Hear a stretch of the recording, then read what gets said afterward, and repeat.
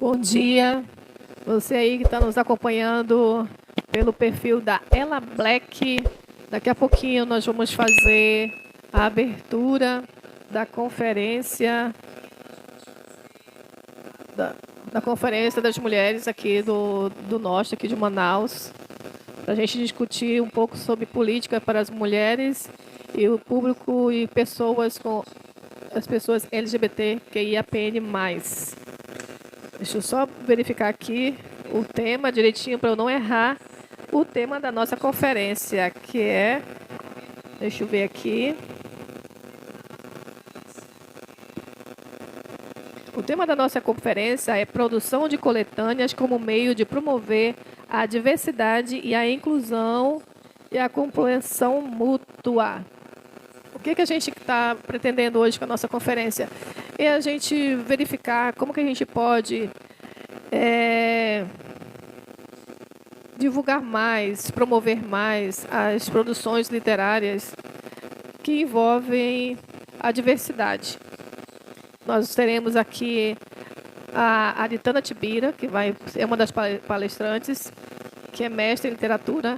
Nós também teremos a doutora Iná Isabel, que é também uma especialista em literatura e também trabalha promovendo mulheres aqui de Manaus e do Amazonas. Ela está com um projeto bem legal que ela vai falar também durante a fala dela, ela vai falar sobre esse projeto que ela está desenvolvendo na Universidade do Estado do Amazonas. Então, aguardamos vocês aí, espero que vocês nos acompanhem, que vocês possam contribuir também com o nosso diálogo, que aqui nós vamos ter uma roda de conversa, a gente vai querer ouvir as pessoas e vamos ouvir vocês aí também. Perfeito? Bom dia a todos, todas e todes. Me chamo Valéria Regina Gomes da Silva. Vou estar apoiando aqui na moderação, junto com esse público maravilhoso que a gente vai estar contando com a presença, com a participação e com a contribuição na nossa conferência livre, intitulada Produção de Coletâneas como meio de promover a diversidade, a inclusão e a compreensão mútua. A nossa conferência livre tem por objetivo promover diálogos acerca da importância de dar visibilidade. A nossa conferência tem por objetivo reconhecer, e promover diálogos acerca da importância da visibilidade, a história e as experiências de pessoas LGBTQIAPN+, na literatura, de modo a promover a diversidade, a inclusão e o respeito. Então, em instantes, a gente vai iniciar essa bela manhã aqui de conversas, de bate-papo, de trocas, de novas possibilidades, novas construções, e com esse objetivo de consolidar ideias, propostas, linhas gerais, mas, de qualquer forma, fazer a nossa discussão na Conferência Livre para que possa ser encaminhada diretrizes ou mesmo normativas, ou mesmo consolidadas propostas, quem sabe a gente consegue, de políticas para mulheres, diversidade, que consigam aí ir nessa direção do que a gente pretende, e promover esse diálogo. E aí o que é necessário, Então, a gente vai já compor aqui a mesa e fazer a abertura oficial. Instantes. E agora? Agora. E vamos de novo, mais uma vez, dar as boas-vindas a vocês que estão acompanhando aí pelo Instagram do Formas em Poemas e pelo TikTok da Ela Black. E vocês aqui que foram convidados estão aqui conosco. Estamos aguardando outras pessoas chegarem também. O nosso encontro de hoje é para fazer a conferência, a nossa conferência livre, na 5ª Conferência Nacional de Políticas para Mulheres. E nós estamos fazendo hoje esse nosso encontro aqui em Manaus com amigos do Formas em Poemas, que é uma conferência promovida pelo Formas em Poemas, um grupo de mulheres que já existe, vai fazer 15 anos lá no próximo mês, e sempre pensando na valorização da mulher, na busca por espaços para as mulheres, principalmente na literatura. E a nossa proposta de hoje é a produção de coletâneas como meio de promover a diversidade, a inclusão e a compreensão mútua. Por quê? Porque Formas em Poemas este ano, mês que vem, no dia 27, vai lançar a primeira coletânea que envolve mulheres e a diversidade. Nós convidamos amigos, pessoas LGBTQIAPN+, para compor essa coletânea. E é a primeira vez que a gente faz isso, não é, Fátima Lira? É a primeira vez que a gente faz isso. E a coletânea chama-se Cores da Floresta, Versos de Mulheres e Diversidade. E então, foi um grande sucesso, é um grande sucesso esse projeto, e a gente quer hoje fazer essa conversa, fazer um debate, dialogar sobre como a gente pode promover mais literatura como esta, não é? Bem-vinda, Laís Borges, está chegando, uma grande mulher também do grupo Formas em Poemas, e hoje a gente tem aqui representantes do público LGBTQIAPN+, nós temos gente da literatura, como nós somos agentes literários e culturais, e nossas convidadas de hoje, para a gente dosar mais isso, valorizar muito mais, fazer com que isso seja bem mais discutido, nós temos aqui a doutora Iná Isabel Rafael, né, formada, graduada, pós-graduada, doutora mesmo em literatura e uma promotora também de literatura para as mulheres. Então, ela vai falar sobre isso hoje. E nós temos também Ela Black. Ela Black, que eu já conheço há muito tempo, e ela vai falar do espaço, ela vai ter, né, um momento de fala para justamente falar a questão da vida, da identidade, de como ela se vê como uma pessoa trans, tá bom? Então, a gente vai ter essa visão como uma pessoa trans. Tá bom?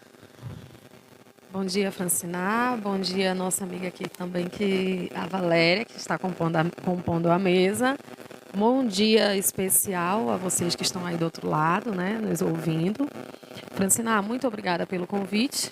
Sempre é uma grande honra para mim, né, participar desses momentos onde a gente tem a oportunidade de divulgar um pouco o nosso trabalho, mas muito além disso, né, realmente levantar a nossa bandeira e buscar novas formas de vivências, principalmente para grupos que a gente sabe que são a maioria, né, que sofrem violências de todos os tipos, de todas as formas e em todos os lugares, né? Então, é um grande prazer, né, para mim poder hoje vivenciar esse momento. Tá bom? E aí eu gostaria de saber se tem alguma pergunta inicial ou a gente vai começar a discussão. Eu peço licença só para falar um pouquinho do que a gente pensou a nível de programação dessa manhã, desse momento nosso. Inicialmente, a gente quer, né, ouvir um pouco, e essa escuta ela já vai ser uma escuta provocativa, né? Então, nós temos que saber um pouco, né, sobre a realidade a partir da sua ótica, vamos chamar assim, né? E aí, dessa forma, a gente consegue fazer perguntas ou mesmo outras provocações ou contribuições a partir de cada um, como é o convite, né, para ela, de trazer a sua experiência e um pouco da sua vivência.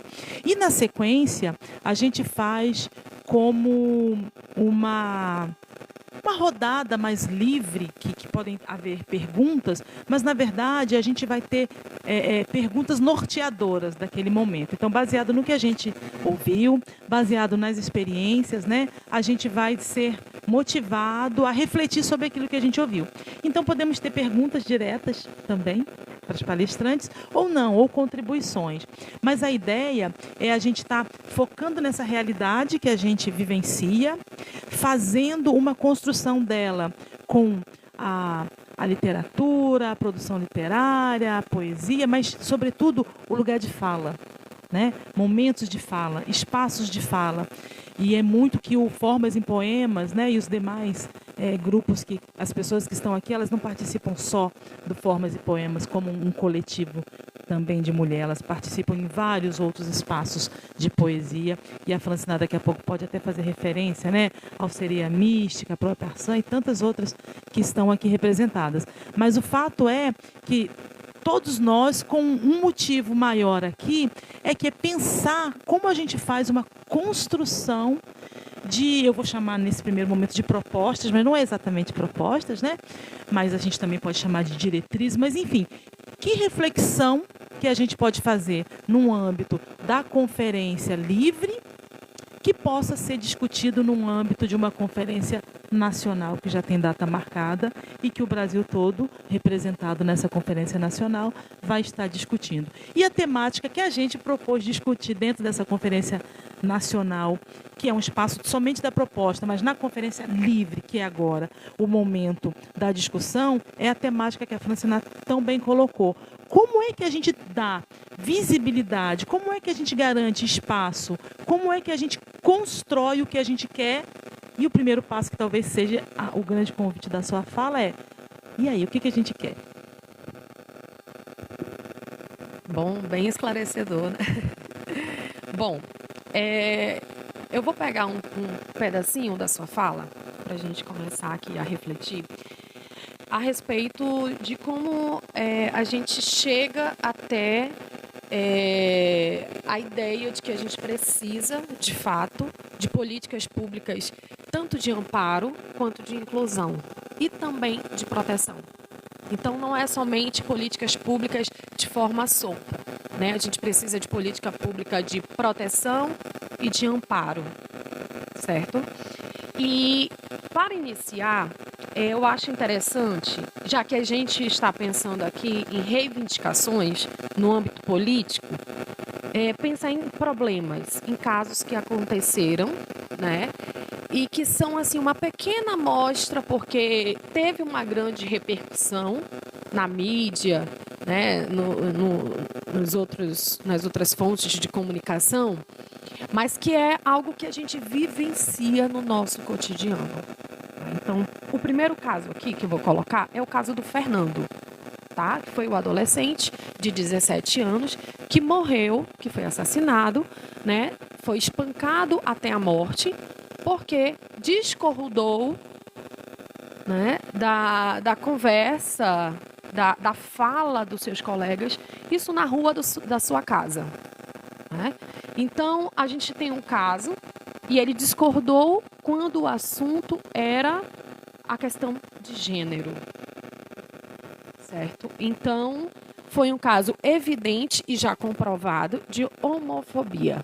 Os colegas estavam brincando, ele não gostou da brincadeira, se posicionou, falou que discordava, e aí começou uma discussão. E essa discussão ocasionou a sua morte por espancamento. O jovem de 17 anos aqui da nossa cidade. E aí eu vou para um segundo caso, a Isabelle.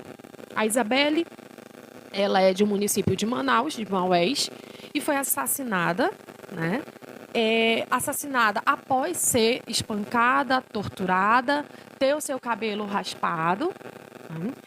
E aí, a questão de gênero novamente está em pauta. Não somente de gênero aqui, quanto também é a questão do ser feminino. Certo? E aí a gente tem um terceiro caso, que é o caso da indígena da etnia Cocama, tá? Que estava em uma cela lá em Santo Antônio do Içá. E nessa cela ela foi abusada sexualmente, estuprada por vários agentes policiais daquela delegacia. Tá? Então a gente tem aqui questões relacionadas à homofobia, certo? E ao gênero. Então, por que eu pensei em iniciar nossa conversa a respeito disso? Porque são grupos maioritários, porém minorias quando a gente pensa em política pública. E aí, a gente precisa pensar, por exemplo, de que maneira cada um de nós aqui que compõe uma sociedade, pode contribuir para que esses casos diminuam, não venham a acontecer. E o ponto que eu chego é que a política não pode caminhar sem dar as mãos à educação. Nenhum jovem, nenhuma mulher, nenhum homem, ninguém nasce, preconceituoso, violento. Tudo isso se constrói.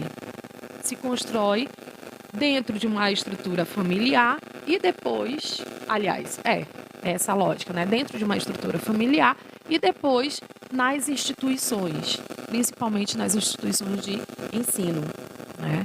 E aí o que a gente percebe?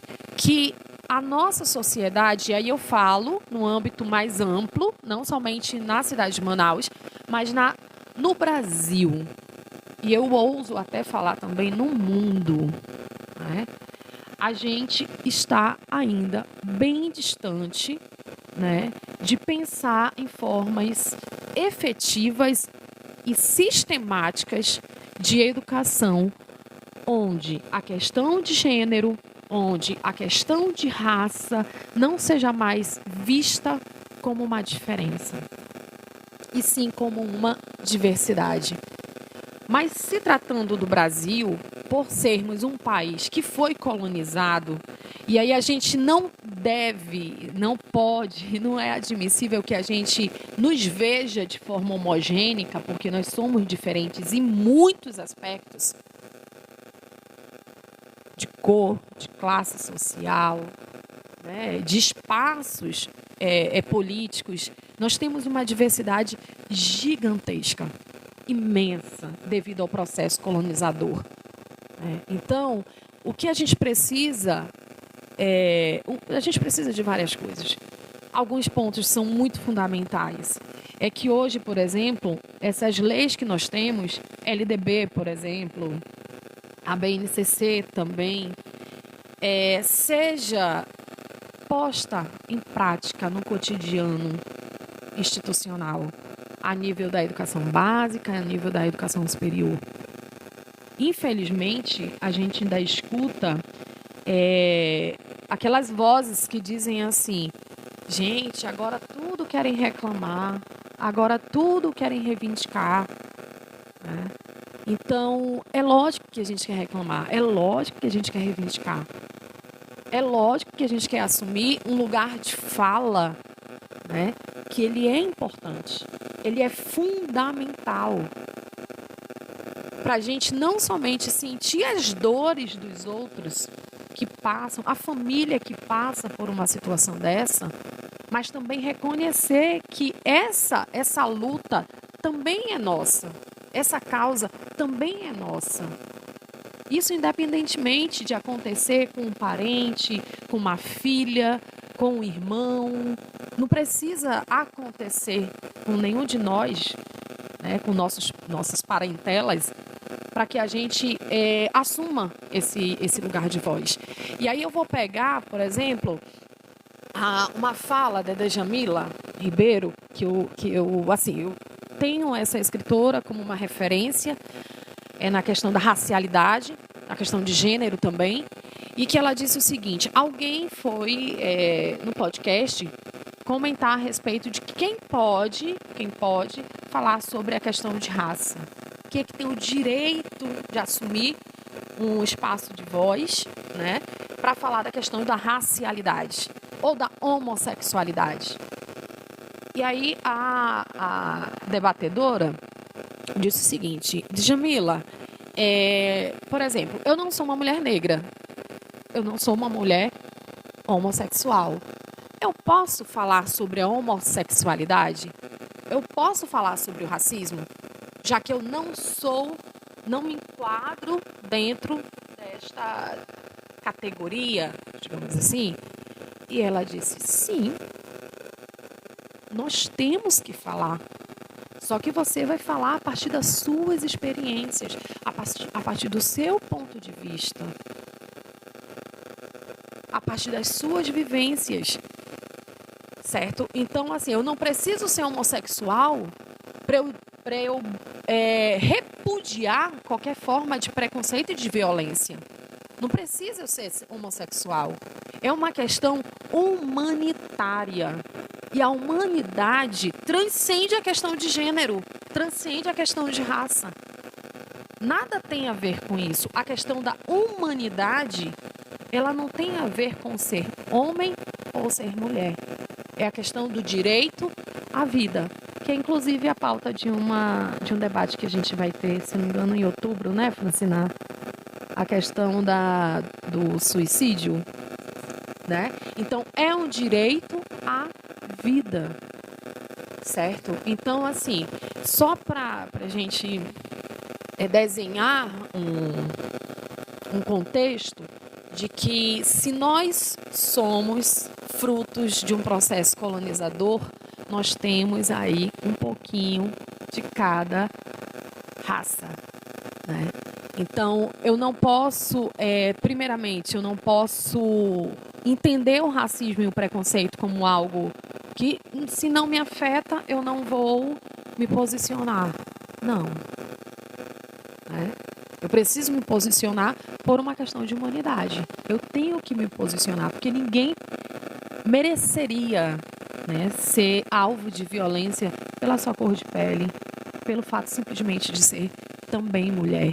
E aí, em relação a isso, eu trago ainda o caso mais recente, que acabou tendo uma projeção muito grande devido à quantidade de socos que essa mulher recebeu. Acho que todo mundo aqui, quem está nos assistindo, o público aqui, tem acompanhado esse caso, né? Uma mulher de 35 anos, com o seu namorado de 29 anos, e ela foi espancada com 61 socos no rosto. E a crueldade, ela passa a ser ainda maior, né? Que a gente pensa que não tem como ser maior, mas tem. Quando ele para e ele olha para o rosto dela e verifica como é que está, como é que ficou esse rosto. Eu não sofro violência, mas eu tenho que entender que essa é uma questão de humanidade. Eu não preciso sofrer essa violência. Então, o meu lugar de voz me permite, e o nosso lugar, que cada um tem essa permissão de se revoltar contra essas questões. Né? Então, assim, são pontos que realmente a gente reflete, e aí eu vou trazer um pouquinho aqui para a questão da literatura, porque a literatura, ela é um campo que nos proporciona refletir sobre essas questões, seja através de poemas, seja através do texto escrito em prosa, né, por meio do romance, do conto, da crônica, do ensaio literário. Né? Isso, a literatura, enquanto direito, assim como afirma Antônio Cândido, né, nos dá esse instrumento de luta e de reivindicação. E aí eu trouxe aqui, pode pegar para mim, por favor. Esse livro é um pequeno livro, um livro bem singelo, né, que se chama Literaturas e Ancestralidades do Feminino. Esse livro é uma síntese, é um livro síntese do que aconteceu no primeiro encontro municipal de escritoras manauaras, né, que foi subsidiado pelo Conselho Municipal de Cultura, através do programa Manaus Faz Cultura. Aqui a gente, Francina também está, né, Francina? Algumas mulheres, Sandra Godinho também, Miriam Scott, Valéria Lima, Cássia Maria, o coletivo Matinta, que é um coletivo de mulheres artistas aqui. Aqui a gente reuniu um pouquinho da nossa reflexão a respeito do que é escrever literatura aqui em Manaus, o que é usar a literatura como um instrumento de reflexão, né, um instrumento político também, e um instrumento educacional. De que maneira a gente leva, por meio da literatura, né, uma educação mais humanizada para as escolas e para as universidades. Então, isso aqui é uma síntese do que aconteceu no primeiro encontro. E aí, só para fechar um pouquinho minha fala, para eu seguir a dinâmica, né, a gente pensa o seguinte: se a literatura, né, nos dá esse instrumento para a gente pensar de forma crítica a nossa realidade, né, a literatura também nos proporciona um lugar de desabafo, né, um lugar onde a gente consiga imergir dentro de nós mesmos, né, para construir um pensamento não somente reflexivo, mas crítico, principalmente. Porque se a gente perder esse nosso senso de criticidade e de reflexão, provavelmente a gente vai ficar muito insensível às dores do mundo.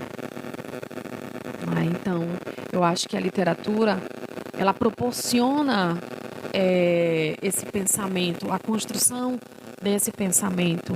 E esse pensamento nos fortalece enquanto seres humanos.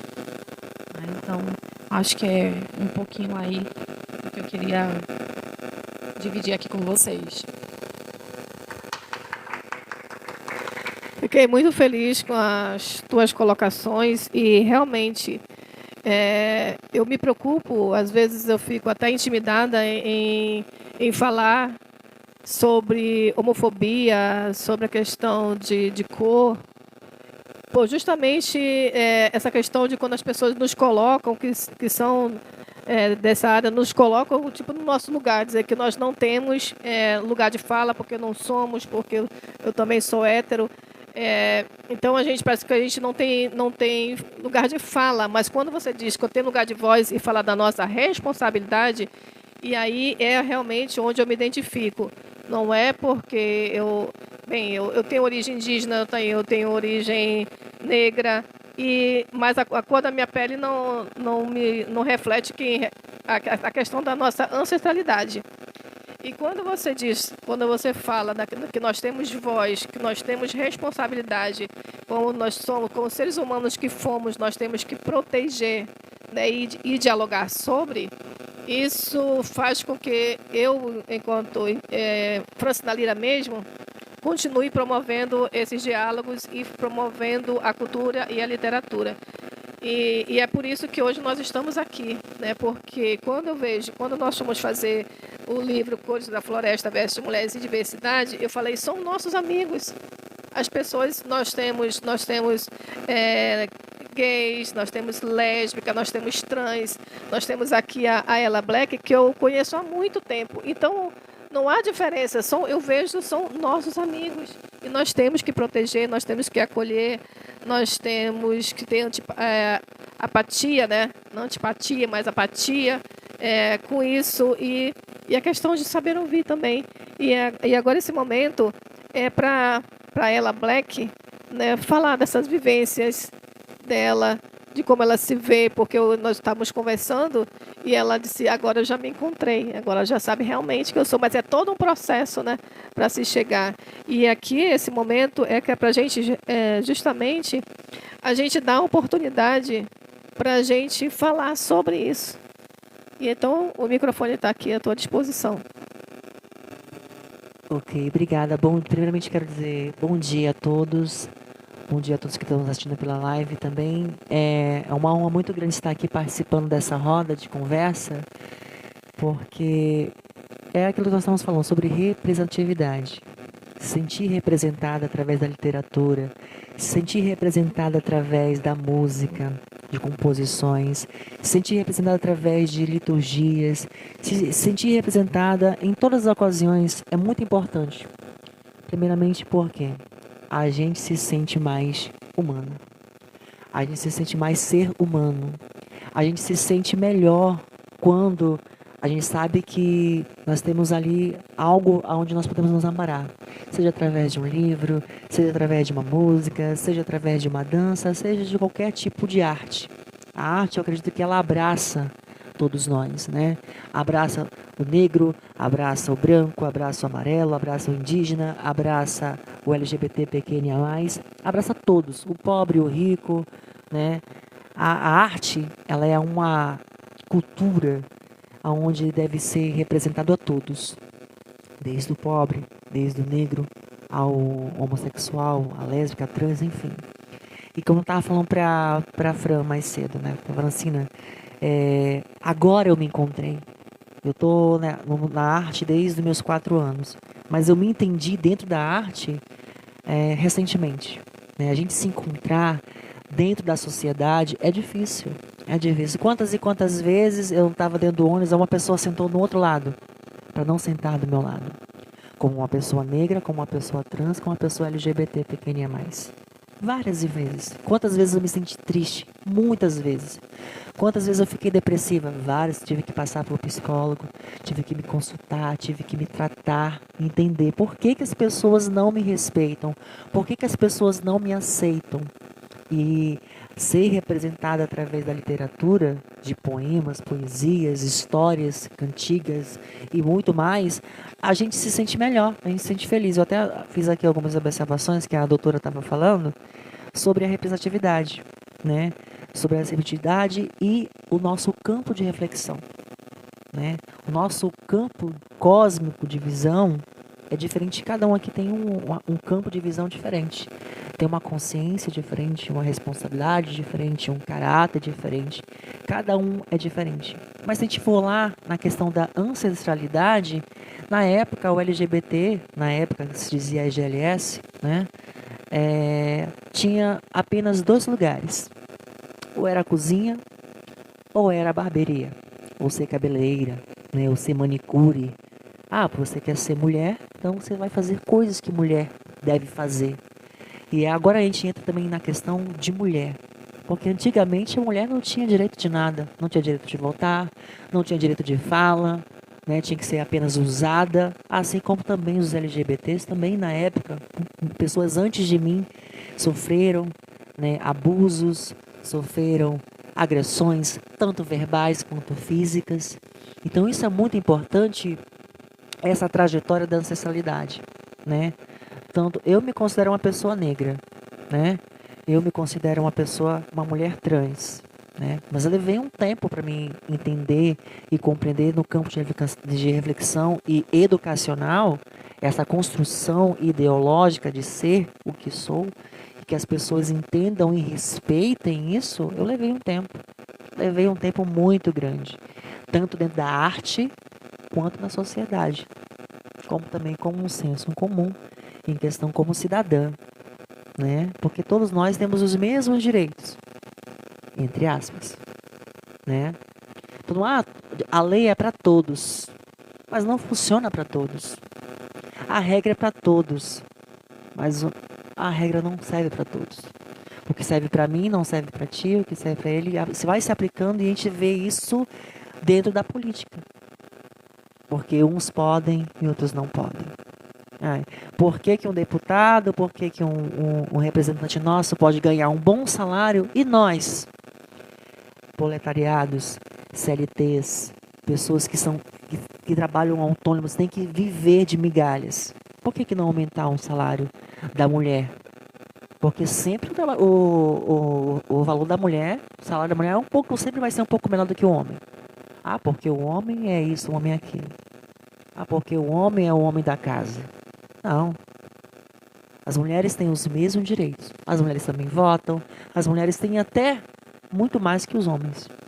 Porque sabem ser mãe, sabem ser cozinheira, sabem fazer 1000 coisas ao mesmo tempo que o homem não sabe fazer. Né? E através disso, dessa conversa, dessa roda, é importante a gente ressaltar isso. Né? Que todos nós somos importantes. Todos nós temos a nossa parcela dentro da sociedade, dentro da construção da diversidade, da diferença. Né? Todo mundo é diferente. Tem gente que é alto, tem gente que é baixo, tem gente que é gordo, tem gente que é magro. Né? Cada um tem a sua diferença. né? E eu, para me entender nisso, para vocês terem uma ideia, só para encerrar também, não ficar muito longo, eu era da religião evangélica, cristã, né? Que fizeram uma lavagem cerebral na minha cabeça que tudo era inferno, que tudo era o demônio, que tudo era demonizado, sabe? Não que não seja.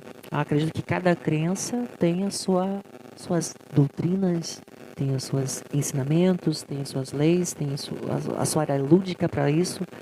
Mas cada um, acho que deve existir, como a doutora falou, sobre o respeito à diferença, né? O nosso lugar de voz, o nosso lugar de fala é importante. É importante a gente dizer o que nós sentimos. Quando eu não expressava o que eu sentia, eu morria no quarto. Quantas vezes eu não pensei em suicidar?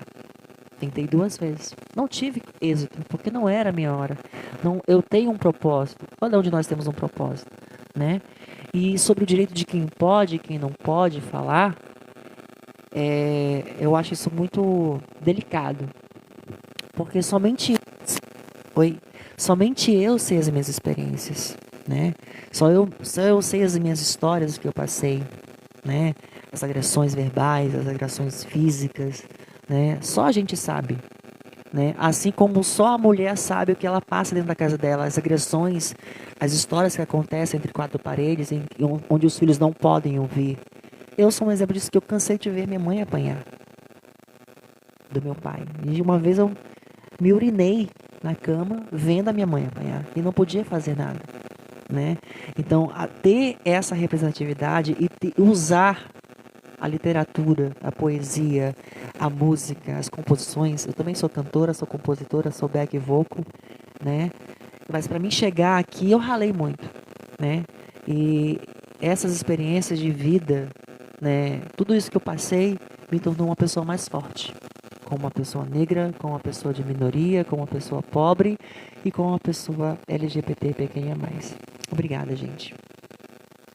E periférica, exatamente. Porque nós somos da periferia, né, querida? Eu conheci a ela quando era Daniel. E eu estava falando de preconceito. Lá na escola onde eu trabalhava, eu era pedagoga. E ela, antes, ele dava aula de dança no Mais Educação. E o porteiro teve um gesto preconceituoso naquela época. E sabedor dos direitos dele, foi lá e reclamou com o diretor, e o diretor, sensível à questão, retirou o porteiro da escola. Assim, eu fiquei, naquela época, eu fiquei muito chateada, assim, como é que pode a gente estar num espaço educativo e terem pessoas despreparadas para tratar esse tipo de situação. Mas tudo se resolveu e eu fico tão feliz de te ver e te acompanhar também por aí e estar aqui hoje colaborando com a gente, contando essa tua história e te vendo já bem, né? Progredindo, não está totalmente, né? Que nós vamos ser ricas um dia, a gente vai falar só sobre isso. E aqui eu passo para a doutora Valéria. É só Valéria mesmo. Não fiz doutorado, não sou médica, mas assim, na condição de pessoa que também está, né, de certa forma inserida na atuação, né, do direito, é muito importante conseguir participar ou estar junto aqui, né, fazendo essa construção desse debate, desse diálogo. Eu ouso dizer que talvez um dos mais importantes no sentido temático que pode perpassar por essa conferência nacional que vai ainda acontecer. Não digo pela conferência, mas pelo debate. É um momento curto, né? Célere, o tempo de fala que foi definido muito pouco, porque nós poderíamos passar dias e dias tratando dessa temática, trazendo as experiências, trazendo as reflexões e não concluir.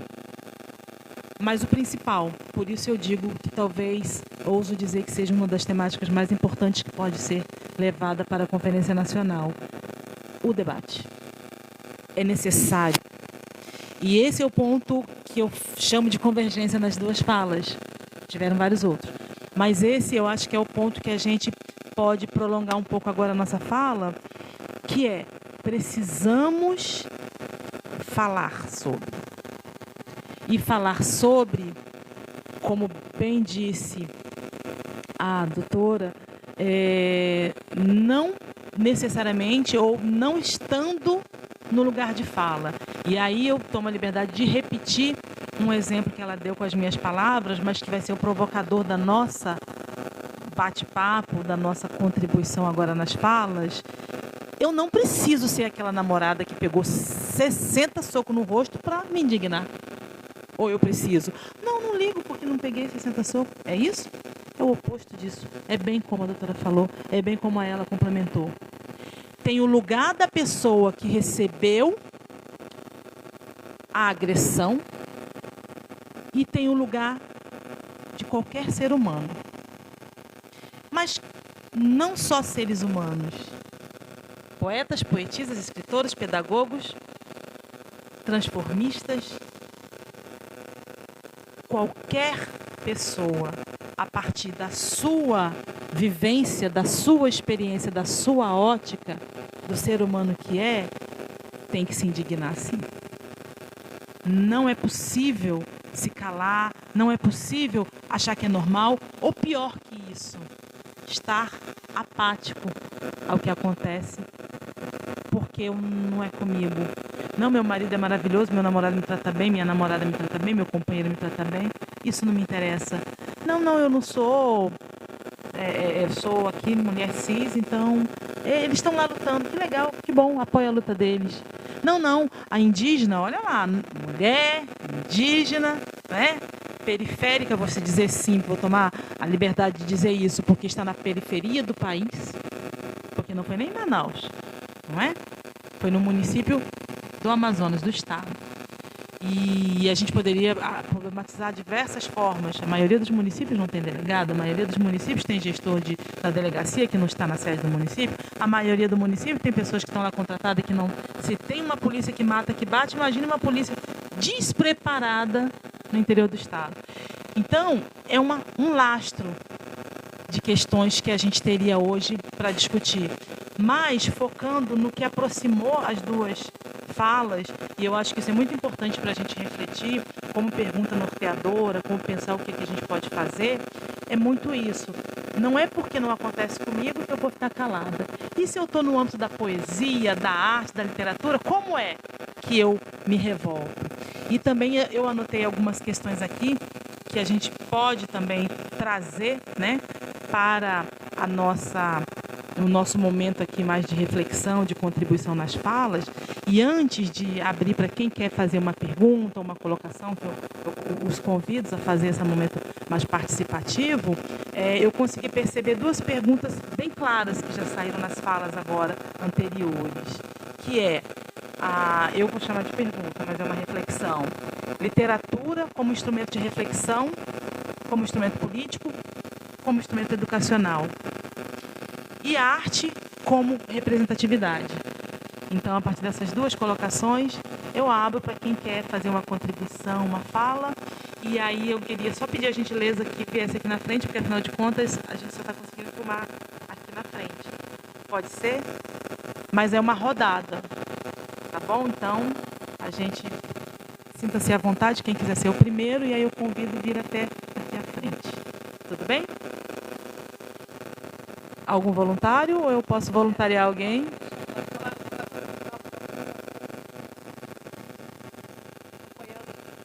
Nós estamos transmitindo pelo TikTok da Ella Black e pelo Instagram do Formas e Poemas, porque a nossa proposta era fazer essa conferência de forma híbrida. Então, daí nós estamos aqui e outros colegas pelas redes sociais.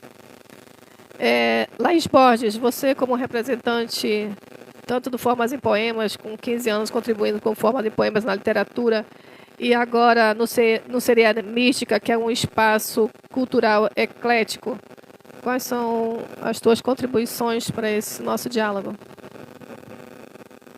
Sinta-se bem à vontade, porque a gente acabou de ouvir, né, os palestrantes, e aí quem quiser uma pergunta, quem quiser uma contribuição, sinta-se à vontade. Não é uma camisa de forças. De repente pode trazer uma outra demanda, uma outra temática. Sinta-se à vontade.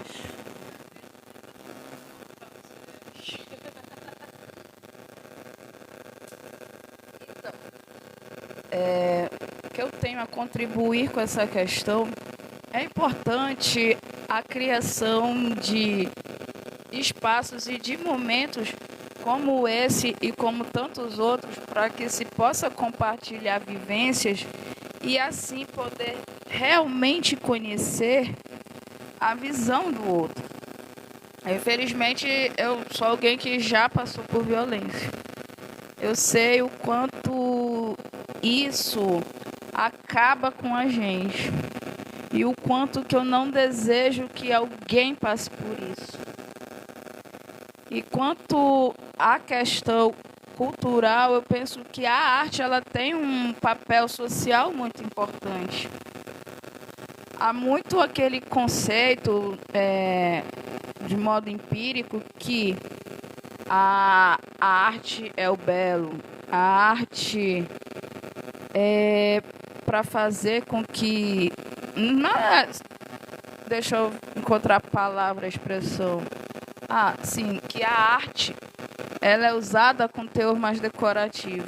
Mas se a gente for parar para pensar, a arte sempre foi uma maneira do ser humano se expressar e colocar para fora aquilo que em muitos momentos nem poderia colocar em palavras. Tanto que vários movimentos surgiram de onde? Justamente em período de guerras, justamente quando estava acontecendo alguma grande catástrofe na humanidade, ou então em momentos de conflitos sociais onde justamente um determinado grupo social, uma determinada camada social estava clamando por mudanças, justamente resultante de justamente lutando contra opressões. Então, eu acho que a gente está vivenciando a papel social da arte, inclusive com essa nova coletânea. Porque até bem pouco tempo, se a gente for parar para pensar, se formos falar em tempo histórico, as mulheres conseguiram coisas há pouquíssimo tempo. Quer dizer, vários direitos nossos vieram para o século XX e alguns, se a gente for esmiuçar mais ainda, depois da primeira metade do século XX. Então, quer dizer, isso é muito recente. E a galera LGBTQIA+, eles então, as coisas estão mais em pauta ainda. Quer dizer, uma pauta que a gente pode considerar quente, que ainda está em construção. E se a gente for mais a fundo, ainda está mais em construção uma coisa que deveria ser para qualquer ser humano, mas infelizmente muitos não sabem o que significa respeito. E ainda nesse cenário houve todo um retrocesso que a gente vê que conquistas que se teve foram questionadas no governo anterior.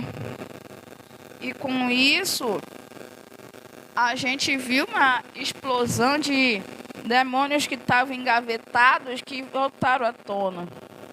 E uma certa normalização do machismo e da homofobia.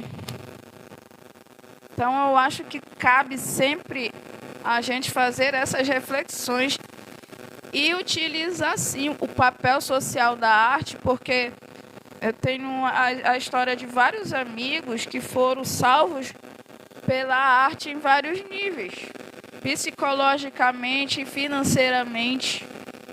Então, a arte, eu acho que o mais bonito da arte não é simplesmente tentar perseguir um conceito de belo, porque isso é algo muito relativo.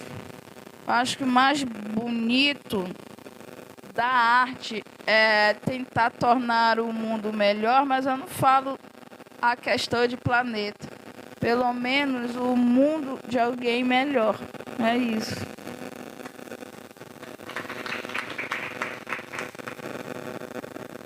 Acredito que cada vez que acontece a homofobia e uma agressão a uma mulher, há um retrocesso. Você falava sobre a questão da educação, né? E por mais que a gente fale, que a gente faça campanhas, ainda existem homens que fazem esse tipo de coisa com a mulher, de uma crueldade horrorosa, né? Quando você para vislumbrar o que você fez, né? Então é indiscutível esse tipo de situação. Valéria, qual é o próximo passo? Alguém mais? Isabelle, Fátima Lira.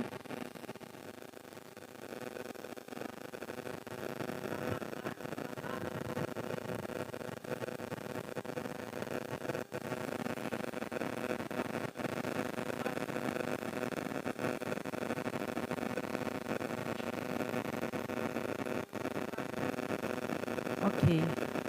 Fátima, você mesmo se apresenta, por favor. Sou Fátima Lira,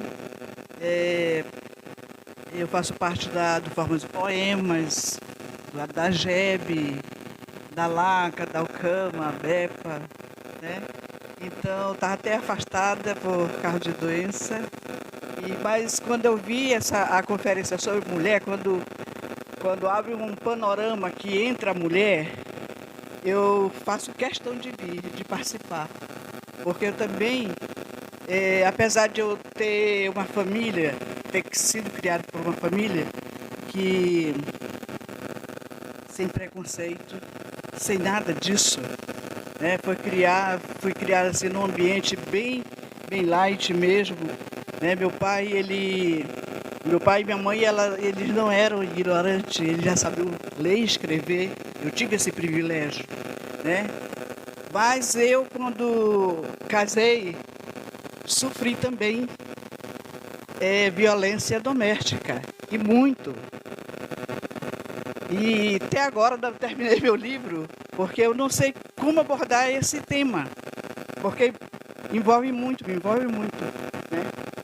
Então, eu ainda não consegui terminar, porque eu tenho que falar sobre isso, né? E eu peço até a ajuda da Iná, né? Da Iná para eu desabrochar da melhor maneira esse tema, né? Então, destravar esse negócio, né? E eu, como educadora, né?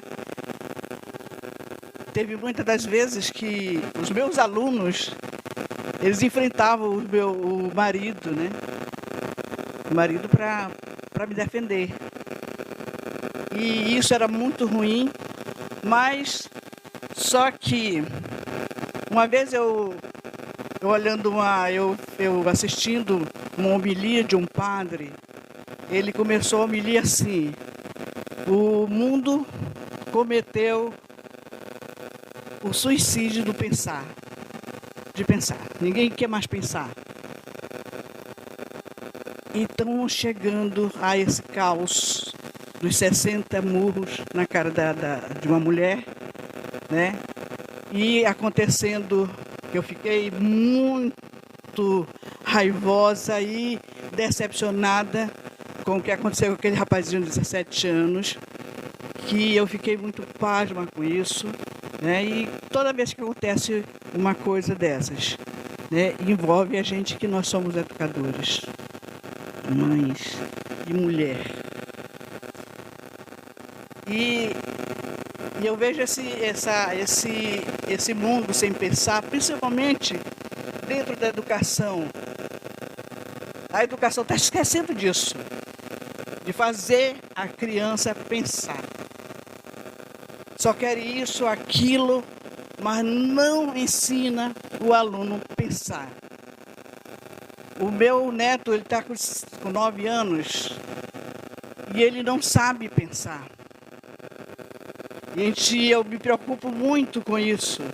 Eles querem coisas assim rápido. A professora quer isso aqui para a gente fazer isso. Solução sem pensar, a gente não chega a lugar nenhum, gente.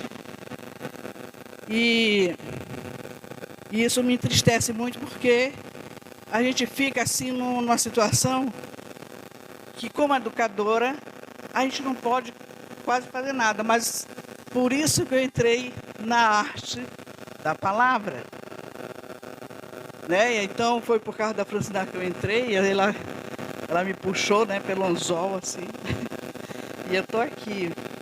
E eu quero partilhar aqui, já que nós estamos num conflito pessoal, né, mundial, estadual, Brasil, e nós estamos vivendo aí na política. E queremos trazer uma política sadia para tratar desse assunto aqui, não é? Então, nós estamos vivendo um conflito e eu quero partilhar esse poema, Conflito, que diz assim: terrível o conflito, só grito por paz, guerra, só guerra, nada mais.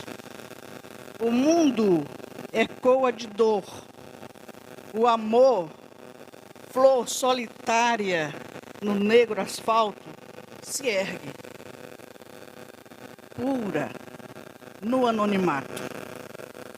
Há lugares em que os altares sacrificam homem pelo homem. As armas, deusas do destino traçado, murcham, matam, silencia o cidadão. O algoz fica impune, a vida desrespeitada. A sensatez perde os sentidos. Nada rima com honestidade. O bem se esforça em vão, mas a esperança existe, resiste na gota de lágrima da dignidade a molhar o chão. E nós estamos fazendo isso agora. E continuemos. Parabéns para quem teve a ideia.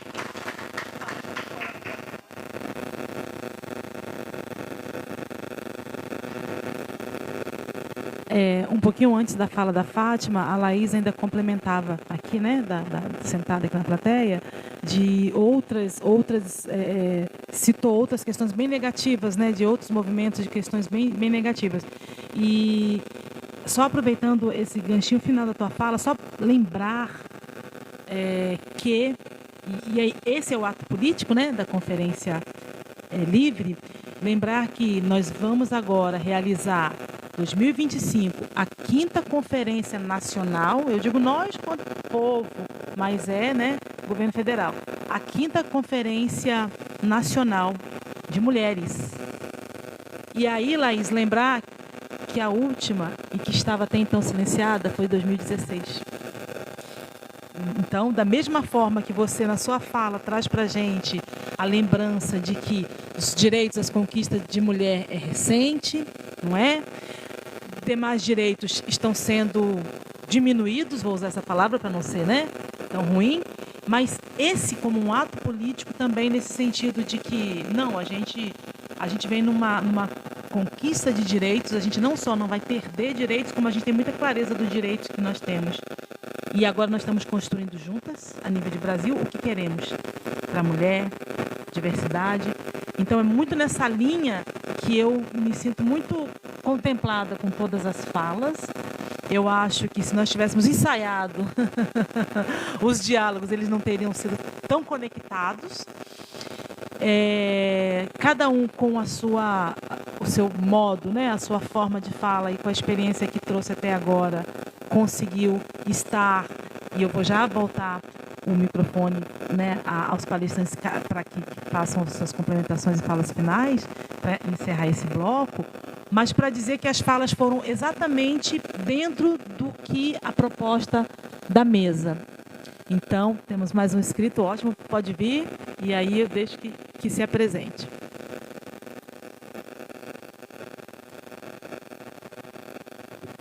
Bom dia. Sou meio vergonhado assim de ficar em câmera em live. Mas tá, meu nome é Vitor Hugo. Não sou escritor, também eu sou professor. Como a Francina falou, acho que eu me encaixo na categoria de amigos do Formas em Poemas. Eu trabalho na área de tecnologia e eu achei muito interessante quando a Francina falou que estava sendo transmitido no TikTok da Ella Black, e isso tudo envolve a forma nossa de educar, de fazer o ser humano, o homem pensar, as mulheres pensarem cada vez mais, porque a gente pensa que não, mas hoje TikTok, Instagram é o que hoje a criançada, até nós como adultos, utilizamos para buscar informações, né? Até uma roda de conversa, até eu como homem também, quando vejo vídeos, aparece às vezes tanta coisa desnecessária pra gente, que a gente fica olhando, que reprimem, que ofendem, que colocam a mulher ou colocam outras pessoas que estão descobrindo a sua orientação sexual em categorias muito abaixo, em falas preconceituosas, que é muito interessante quando tem essa forma de debate sendo espalhada dessa forma. Que hoje o ser humano, né, a sociedade, procura ver vídeos rápidos, fica 1 hora no TikTok. Eu já vi colegas, amigos falando assim, que eu fico vendo o TikTok e quando eu vejo já faz 1 hora que eu estou no celular, faz 1 hora e meia que eu vejo, e às vezes são coisas fúteis, e ter esses diálogos, essas rodas de conversa sendo debatidas é muito importante, porque muda o nosso pensamento, como a Francina falou, a doutora Iná Isabel falou e a Ella Black comentaram. Eu não sofro, eu não estou ali na posição, mas eu posso falar como humano. Muda a minha forma de pensar, muda a minha forma de enxergar o ser humano. E às vezes isso não é apresentado na escola, às vezes não é apresentado na família, às vezes não é apresentado em nenhum canto. E só nesses momentos que a gente tem a oportunidade. Então, eu acho isso muito válido, eu acho isso muito engrandecedor, até a fala sua, da Fátima Lira, da forma de pensar, sabe? As pessoas, elas estão perdendo esse costume. Não tem mais a prática de sentar e ouvir um diálogo, um bate-papo, uma roda de conversa. Querem aquelas coisas tudo rápido. X é igual a 2, isso e aquilo, tem que fazer isso, quero entregar. Mas é bom a gente ter esse senso de reflexão, de pensar. E aí eu termino minha fala agradecendo essa discussão, esse debate. É muito importante. Que eu não preciso levar 60 socos, como a Valéria falou. Mas eu, como ser humano, eu tenho que me conscientizar em ser um ser humano melhor, seja eu com a minha companheira, com o meu parceiro, com qualquer pessoa que esteja ao meu lado, ter essa empatia, sabe? E eu fecho a minha fala levando um questionamento, uma pergunta para ela, né? Para ela Black, que ela falou que sofreu no passado, assim, até expressar a sua identidade. E eu queria saber como é que foi, aonde que foi essa virada de chave que você teve, que você largou todo o medo, todo o receio para não, agora eu me identifico dessa forma, eu vou mostrar para a sociedade como eu sou assim, é isso que eu me enxergo, é assim que eu quero ser respeitado, eu quero ter meus direitos. Onde foi esse momento assim que você chegou como ser humano para poder transmitir isso para as pessoas? Porque eu vejo que isso é um grande exemplo para outras pessoas também, que tem medo, que tem receio, que sofrem na escola, que sofrem no ensino médio, no ensino fundamental. E às vezes a sociedade, ela enraiza muito, não, é o homem, a mulher é a mulher, que aí na escola ela vai refletir sobre isso. Quando uma pessoa quer mostrar a sua identidade, ela acaba sofrendo preconceito, acaba sendo morta por outros adolescentes porque discorda de uma fala. Então, eu acho isso muito importante, porque vai mostrando o reflexo que é a sociedade que a gente quer. Nós temos que tirar essa ideia de preconceito do passado e sermos um novo, sermos diferentes. É isso. Obrigado.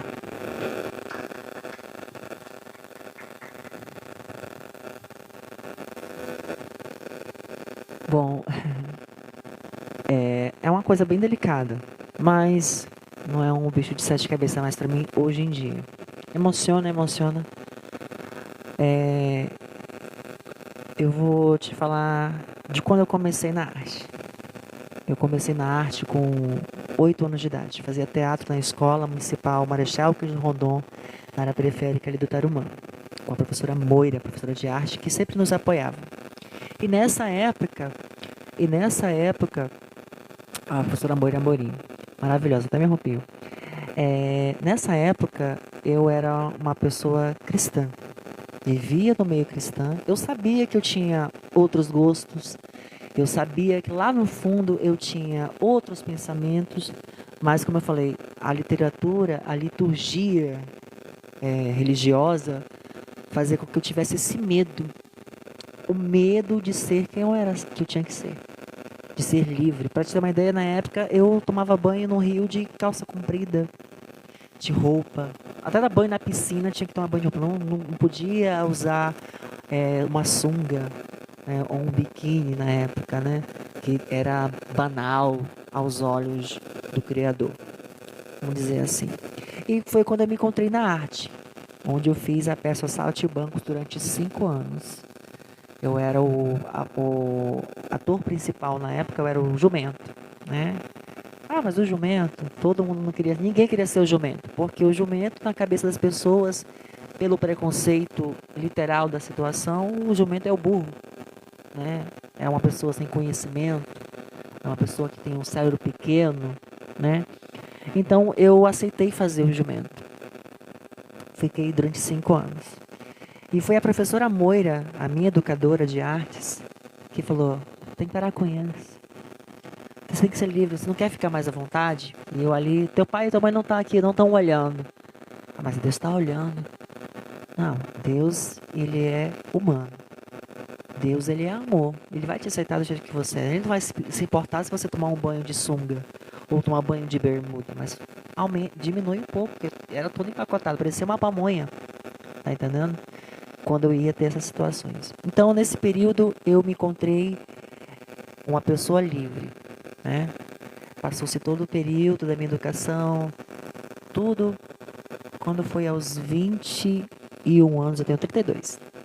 Quando foi aos 21 anos de idade, eu me assumi uma pessoa homoafetiva, homossexual, né? Foi um baque para minha família e também uma pessoa de religião contrária, de religião afrodescendente. Então foi 2 baques da minha família. Minha mãe chorou e disse: não era isso que eu sonhei para você. Realmente, você não sonhou isso para mim. Porque o que você sonhou é o que você queria que eu fosse.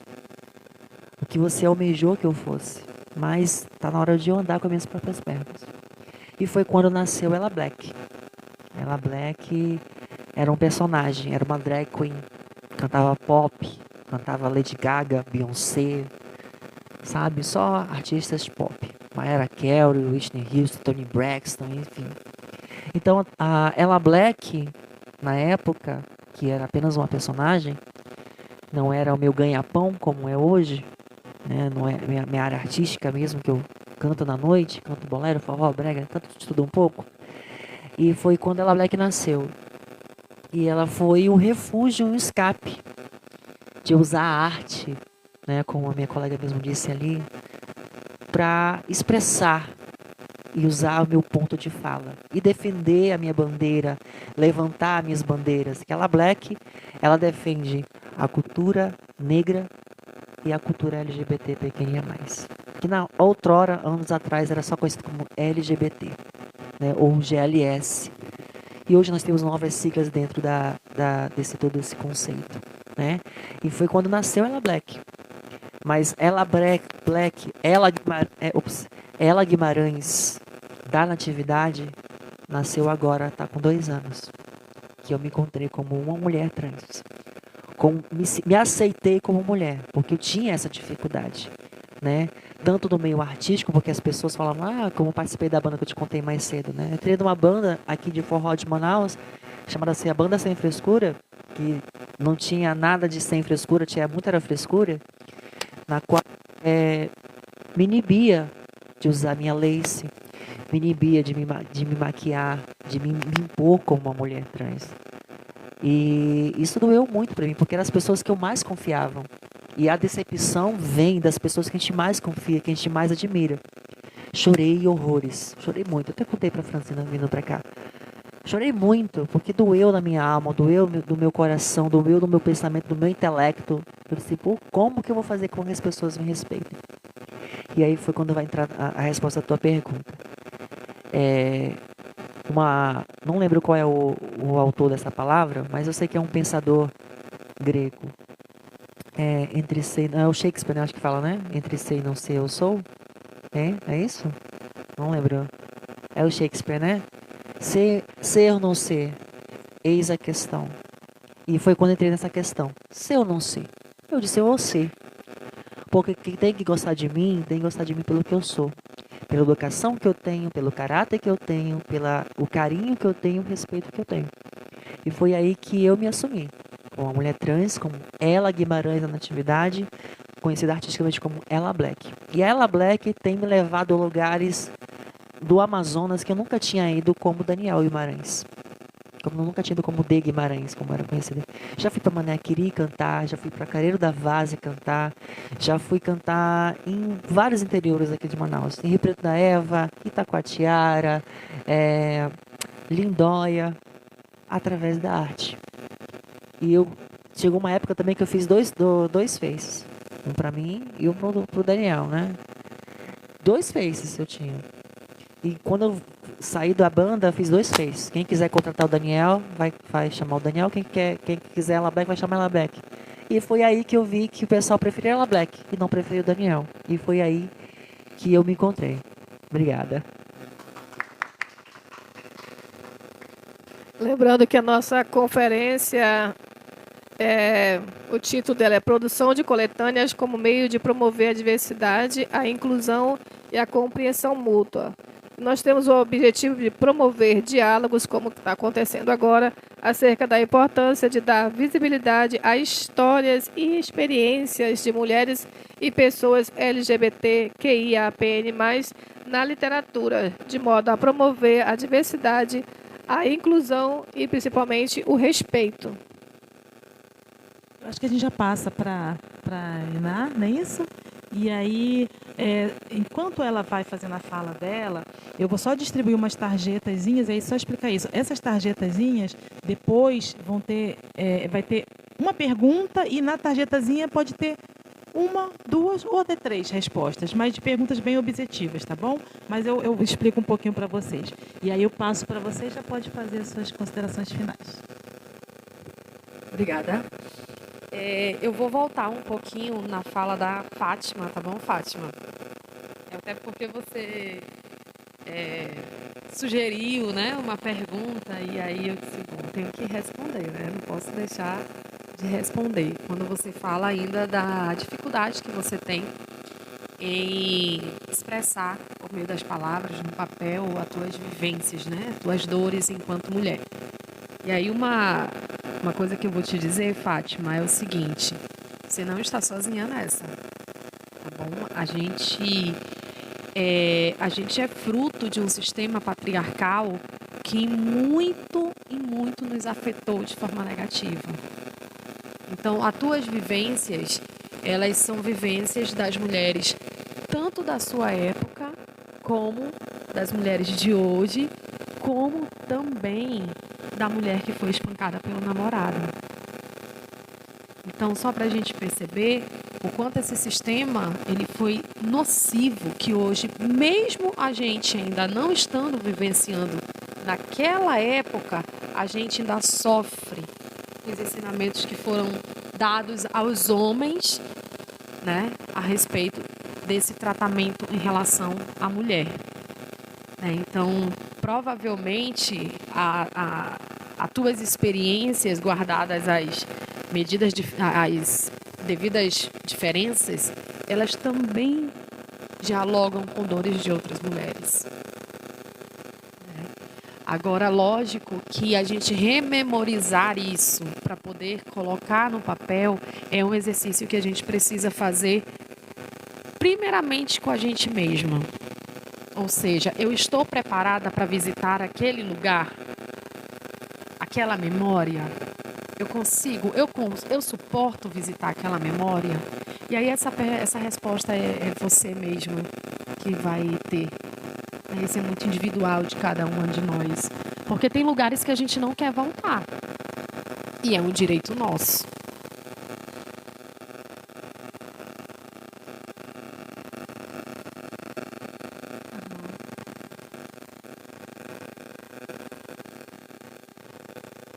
Aham.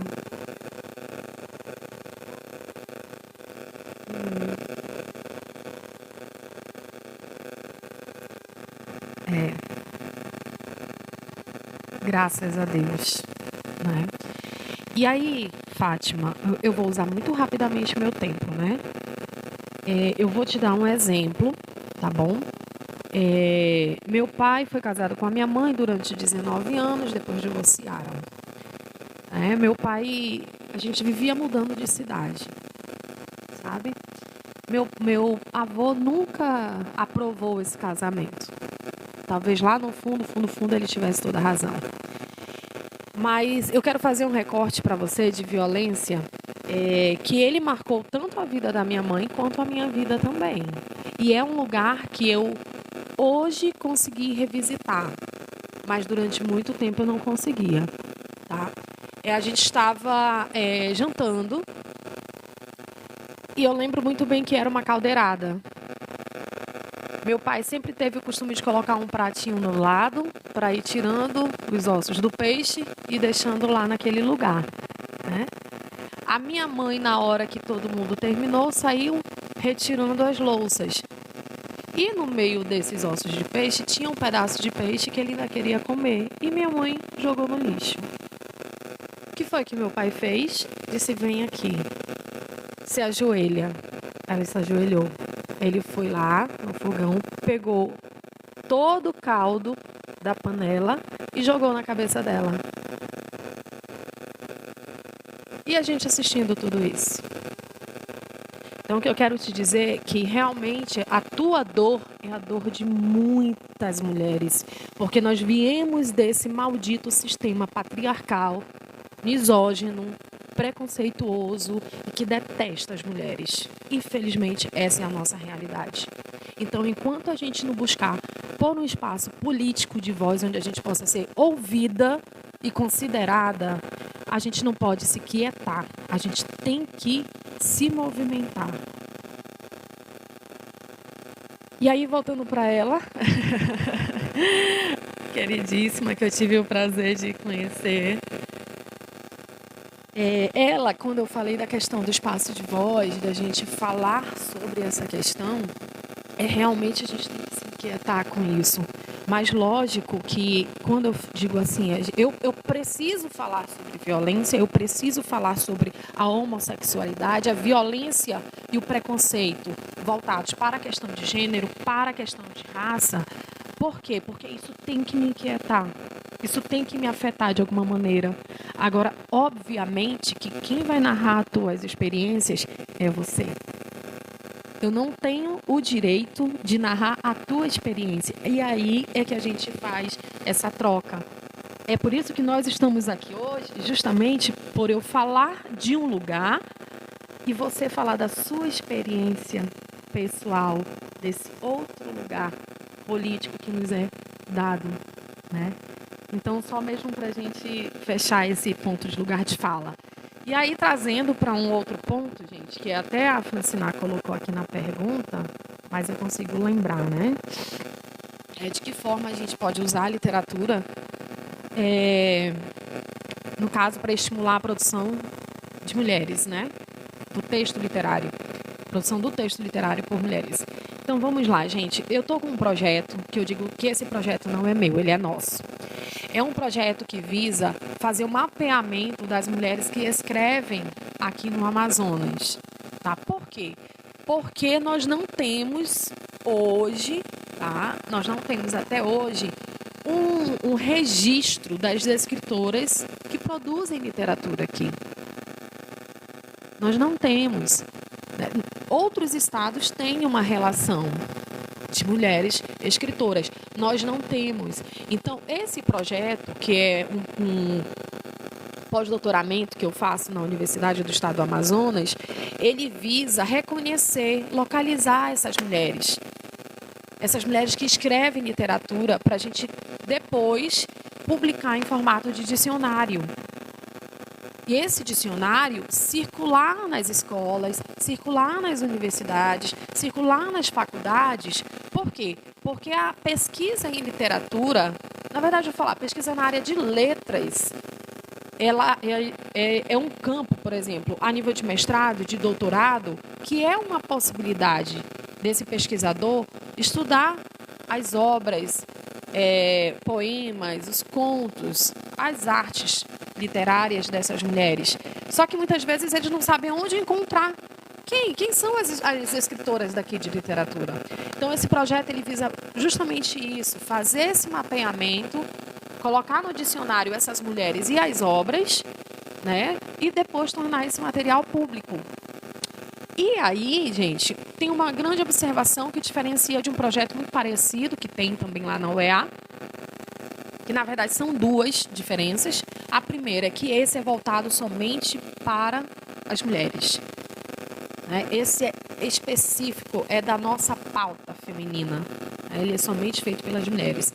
E a segunda observação é que não precisa você ter lançado um livro sozinha, individualmente. Por quê? Porque a gente sabe que o mercado editorial ainda é caro para a gente fazer processo de impressão aqui no nosso estado. Né? Sai um pouco barato quando a gente manda para Rio, São Paulo, por exemplo, Curitiba. Né?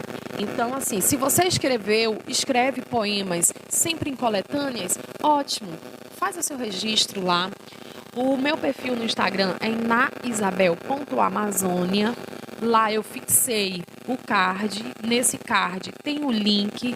E o link só é para você, mulher escritora, fazer o preenchimento desse formulário que vai até o dia 22 de agosto. E aí eu faço um convite para vocês e peço que vocês também divulguem para outras mulheres que vocês conhecem, né, que é escritora de literatura.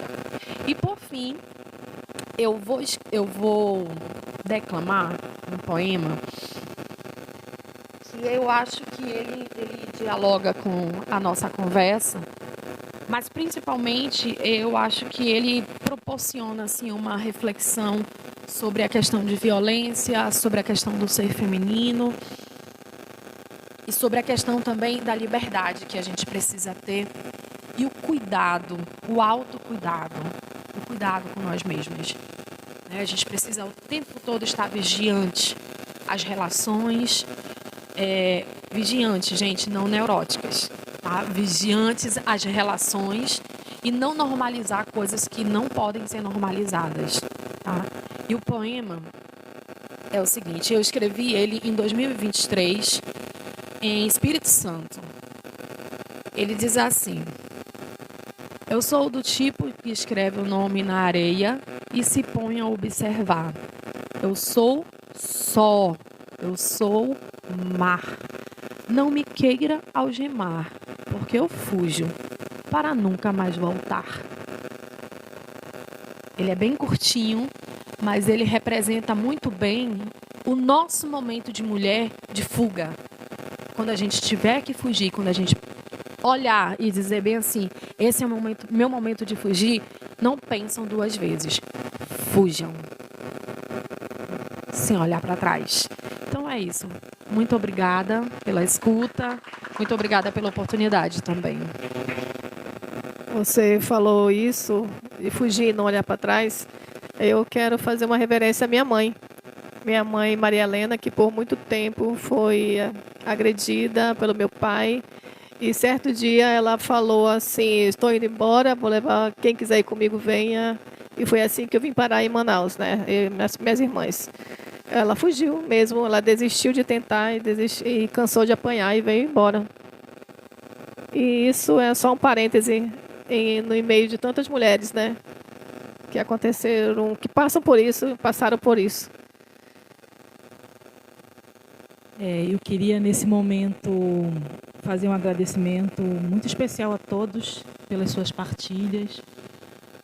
Dizer o quão é importante, né?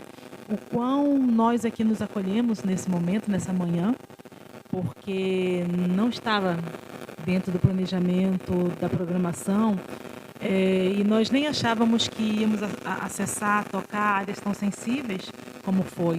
Então eu gostaria de agradecer imensamente esse momento de partilhas tão íntimas, tão significativas para todos que as partilharam, suas vivências, suas experiências. Dizer também que, por mais que nós estejamos gravando, né, foi informado isso que estava sendo gravado, estava sendo transmitido, mas que também produto da Conferência Livre, encaminhar, né, a gravação. Então, é por isso que eu quero reiterar. Então, estavam todos conscientes, não tem um certo consentimento, mesmo que tácito aqui, mas foi consentido essas falas. Dizer obrigado por confiar para que houvesse esse momento de partilha. Dizer também a todos que sintam-se acolhidos, porque nem todos falaram, mas todos têm suas vivências. Eu não sou diferente da maioria aqui. Eu também venho de um histórico de violência doméstica. Minha mãe, eu sou do estado do Rio, né? Sou do estado do Rio de Janeiro, natural de Petrópolis. A minha mãe sofreu violência doméstica durante muitos anos, até fugir também, né? Então, como a Francina, eu sou filha de uma mãe que fugiu para conseguir sobreviver, né? Então, uma família desestruturada nesse sentido, e talvez seja a mola propulsora, né, impulsionadora das histórias que cada um tem. Então, dizer que o quão a gente quer que todos aqui se sintam acolhidos em suas histórias, o quão isso nos aproximou. Obrigada pela partilha sincera, voluntária, espontânea. Obrigada do coração. Ela que não só estava convidada à mesa, como trouxe, né, a coisas bem profundas do seu ser. Obrigada a Fátima Lira, obrigada a Laís, né? Nem todos partilharam, mas eu sei que acolheram quem partilhou, né? Como eu vi na fala. Isso é muito importante, isso nos une muito. Eu acho que a gente se direcionou para um caminho bem interessante, porque ao longo das falas expositivas, como das contribuições, né? Não houveram perguntas diretas, houveram contribuições profundas, verdadeiras e importantíssimas, como a doutora já falou.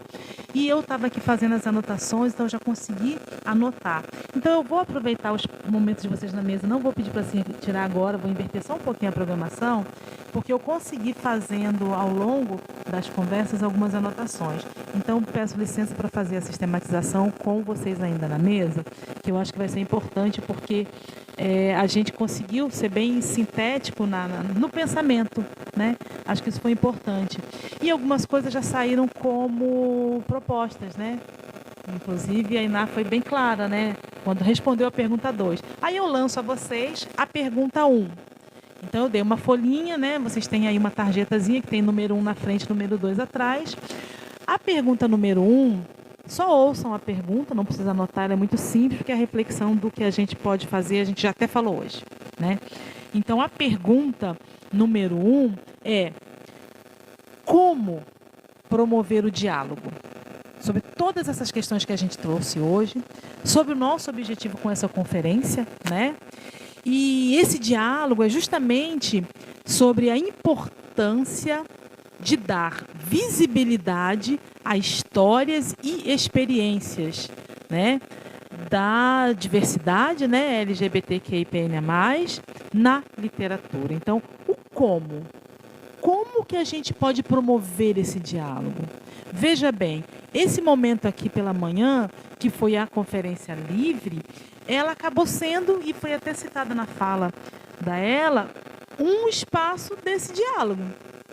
Mas também durante as falas surgiu a possibilidade, ou pelo menos a demanda, ou pelo menos se visibilizou que a escola ainda é o locus, a escola ainda é o lugar. Mas também se visibilizou a possibilidade de espaços inovadores como o TikTok. Então, quando eu pergunto a vocês a pergunta 1, como? Como promover? Pode ser uma resposta, um itemzinho na tarjeta que daqui a pouco eu vou recolher. E pode ser uma palavra-chave, Porque inicialmente eu pensei em fazer palavra-chave, para que depois a gente pudesse fazer essa rodada e fazer o apanhado e fazer as conexões com as palavras-chave. Mas quem quiser botar um pensamento, uma frase ou mesmo uma palavra. Mas a pergunta 1 é essa: como promover o diálogo sobre a importância de dar visibilidade a histórias e experiências, eu vou dizer aqui, da diversidade na literatura, tá? E aí, dito isso, enquanto a gente vai refletindo, né, enquanto a gente vai respondendo, eu acho que ao longo da fala, e por isso eu disse que já posso ir fazendo a sistematização, saíram coisas todas as coisas foram muito interessantes, né? Mas eu anotei aqui, por exemplo, que eu gostaria de partilhar dentro do debate, que foi a Laís mesmo, me permita, Laís, já sistematizando um pouco a sua fala, que trouxe para a gente a necessidade de espaços de vivências. Então, é uma das nossas sistematização, e a necessidade de entender, ver ou construir, mas enfim, ela reforçou o papel social da arte. Então, são 2 pontos que a gente vai refletir. E a Fátima Lira também trouxe esse reforço na questão de espaços de vivência, eu vou chamar de espaço de vivência, mas ela não usou o termo espaço de vivência, mas trouxe para o espaço da escola, o espaço da educação, a necessidade de nós pensarmos assim. A gente não está mais ensinando a pensar. O pensamento, ele é rápido, ele tem que ser imediatista, ele tem que ser no tempo de um vídeo curto de TikTok. Como é que a gente lida com isso? Porque se eu consigo fazer com que o espaço do vídeo curto do TikTok me permita vivência, me permita refletir, me permita construir o pensamento, que maravilha, né? Então, a gente tem aí na fala da Fátima essa necessidade de um olhar, e aí reforçando a fala da doutora Iná sobre a educação, né? O espaço educacional. E aí era um pouco da fala que eu queria finalizar, mas ainda dentro do plano de sistematização, na fala da doutora, quando ela fala assim, a política, o espaço educacional, mas ela fala algo que norteia basicamente o que nós pretendemos aqui hoje, que é o agressor, né? O homofóbico, ele não nasceu agressor, ele não nasceu homofóbico. E aí a doutora fala, perpassa pela política, perpassa pelo processo educacional. Então esse é o ponto, né, de síntese, e aí a gente volta para a nossa pergunta. Então, o como? Dentro de necessidade de um processo educacional, dentro de necessidade de um processo político que traga luz através da nossa necessidade, da nossa possibilidade da literatura, da arte, garante políticas que vão conseguir os nossos espaços de vivência, a construção do pensamento, o saber pensar, ou mesmo, né, talvez seja algo muito novo, né, Francina, que a gente nem sabe ainda como é que é esse pensar novo, né?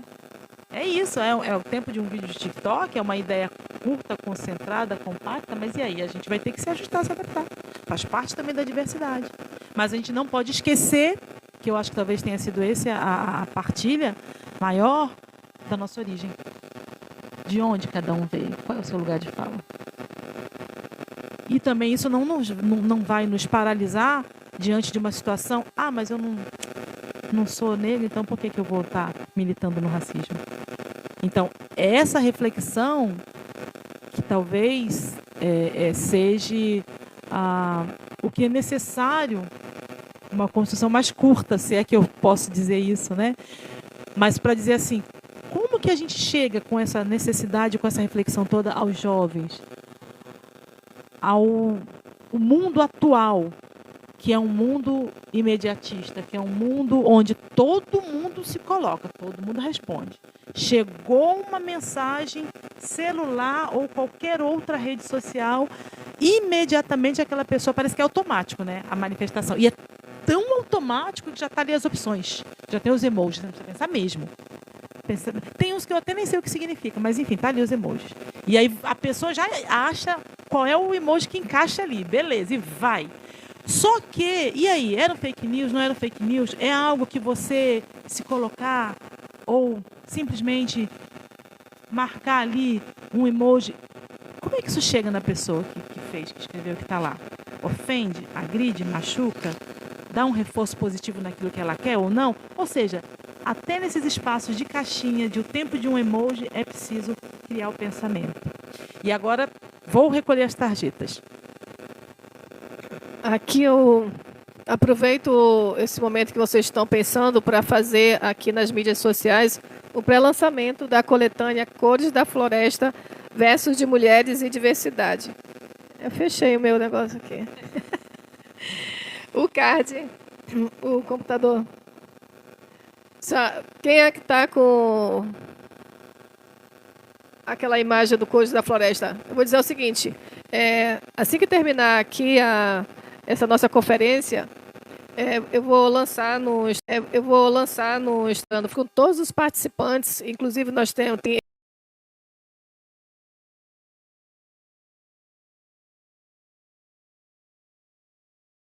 eu que estou participando do Cores da Floresta, cidade, a Laís Borges, a Isabelle França também, e a Fátima Lira e a Valéria. Nós estamos quase a metade das autoras da coletânea aqui. Cores da Floresta, nessa já se encaixa, Cores da Floresta, Versos de Mulheres e Diversidade, ele já se encaixa nesse primeiro tema aqui, nessa primeira pergunta, que é como promover diálogos, né, acerca da importância e da visibilidade a histórias e experiências de pessoas LGBT, que é APN+, na literatura.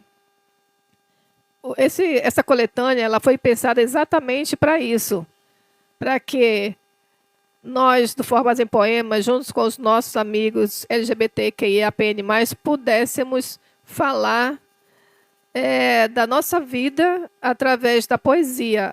Eles falando sobre a questão da identidade, de como eles se viam. Eu falei, esse é um espaço, essa coletânea é um espaço para vocês falarem do que vocês quiserem, sem filtro. Então, vocês vão ver, no decorrer da semana, alguns textos produzidos para essa coletânea.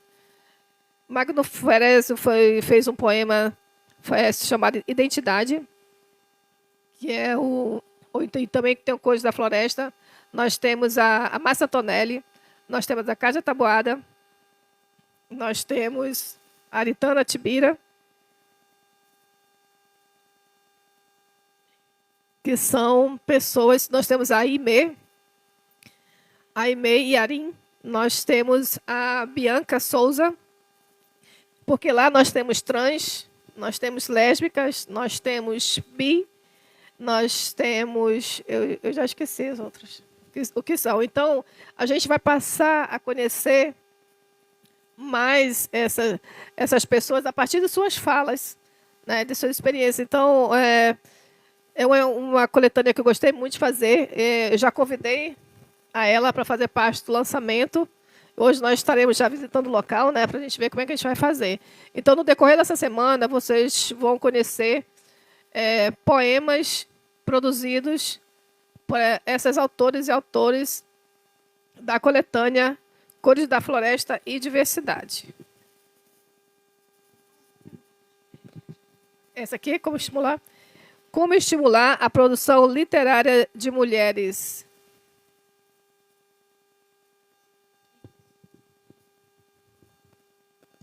Nós já temos um exemplo aqui, né? E mais um. A produção literária de mulheres. Formas em Poemas já vem há bastante tempo promovendo coletâneas, saraus, exposições que visam justamente dar visibilidade para produções literárias de mulheres daqui de Manaus. Eu agradeço imensamente a participação de vocês, né? Vocês que vieram dar essa fala, contribuir muito com essa nossa conferência, e deixamos vocês à disposição, que vocês podem... vamos desfazer um pouquinho a mesa, que a gente vai fazer essa coleta, e deixar vocês disponíveis porque vocês têm que fazer ainda, essa aqui já tem um compromisso. Aí ela vai ficar mais um pouco, né? Muito obrigada, doutora.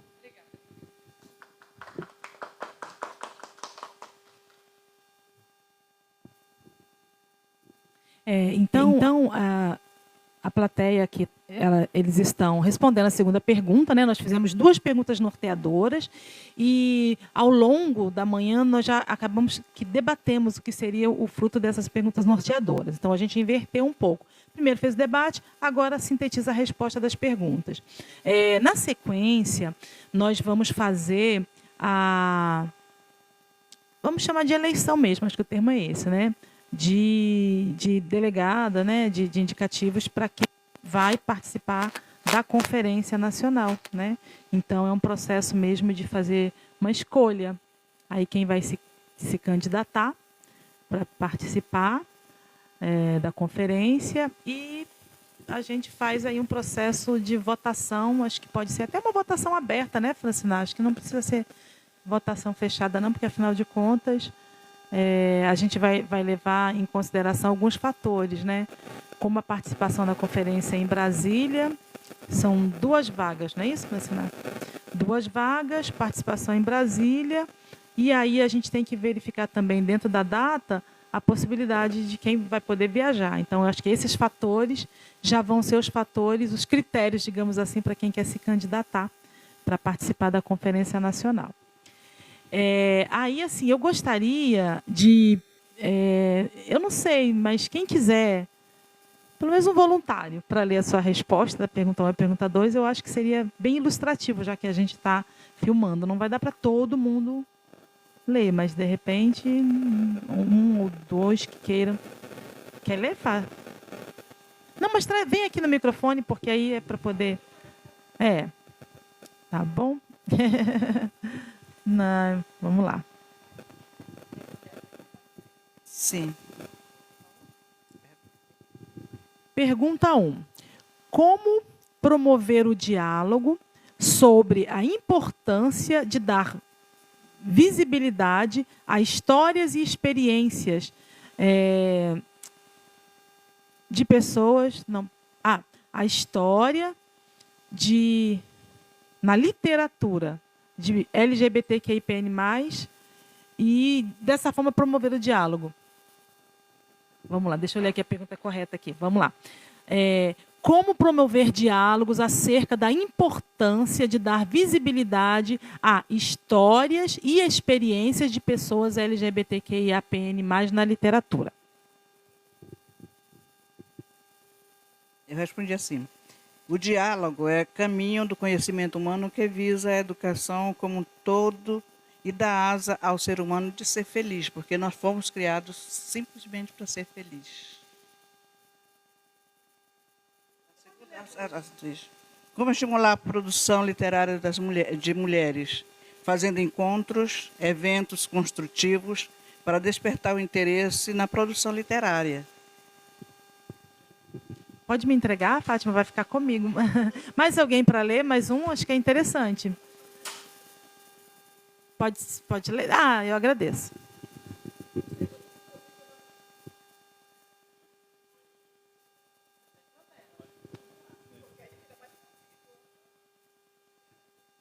Eu coloquei na primeira 2 pontos, né? Promover políticas públicas de inclusão e amparo para esses diálogos e rodas de conversas.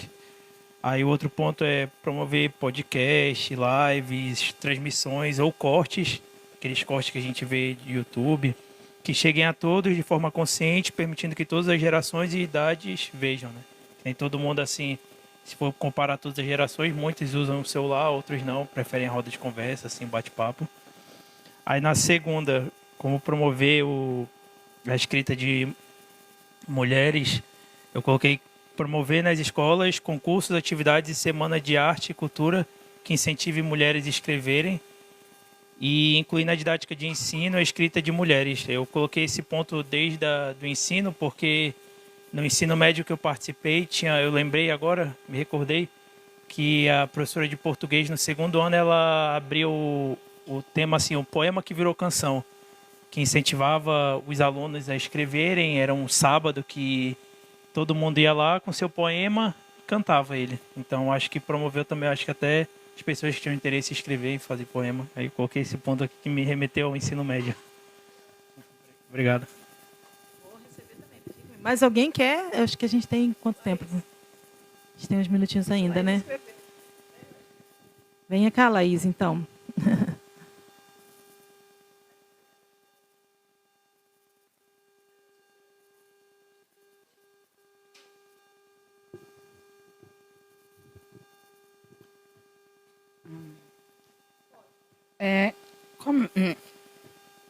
Começando em espaços comunitários, levando informações e mostrando obras de mulheres, espaços como escolas, centros culturais, praças públicas, associações comunitárias, principalmente em bairros mais pobres. Mostrar literatura já produzida estimula quem produz sem interagir a divulgar o que escreve.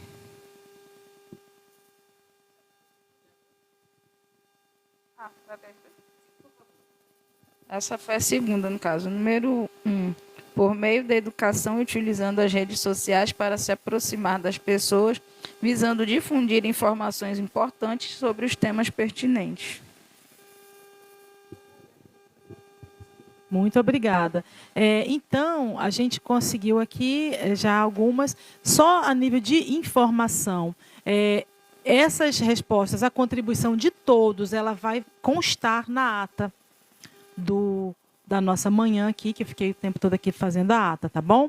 A gente ainda vai fazer uma foto oficial do nosso encontro. E agora eu passo para a Francina.